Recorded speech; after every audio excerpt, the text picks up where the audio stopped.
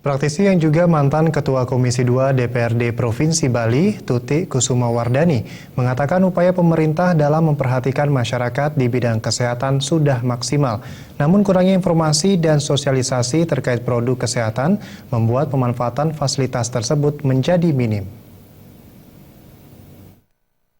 Tutik Kusumawardani mengatakan selain pendidikan, kesehatan masih menjadi prioritas pemerintah hingga saat ini.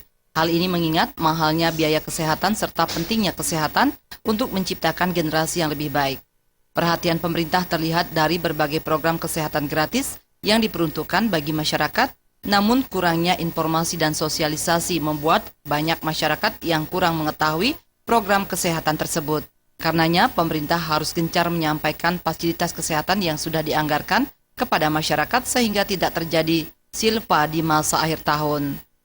Jadi begini ya Mbak, masalah kesehatan, saya kira untuk Provinsi Bali, pemerintah Provinsi Bali sudah sangat atensi sekali terhadap kesehatan, program kesehatan ini. Karena dengan adanya JKBM itu kan sudah menyangkut seluruh masyarakat Bali. Kemudian belum lagi dana yang dialokasikan untuk kesehatan. Memang kebutuhan dasar kita adalah pendidikan dan kesehatan, kan begitu.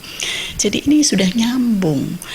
Tinggal sekarang memang betul-betul masyarakat pun harus proaktif.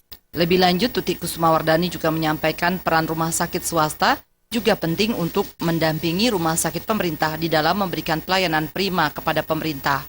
Rumah sakit juga diharapkan tidak memandang sebelah mata dan tetap memberikan pelayanan kesehatan sesuai dengan standar meski pasien itu dibiayai pemerintah. Pradnya Paramita dan Ngurahwira Bali.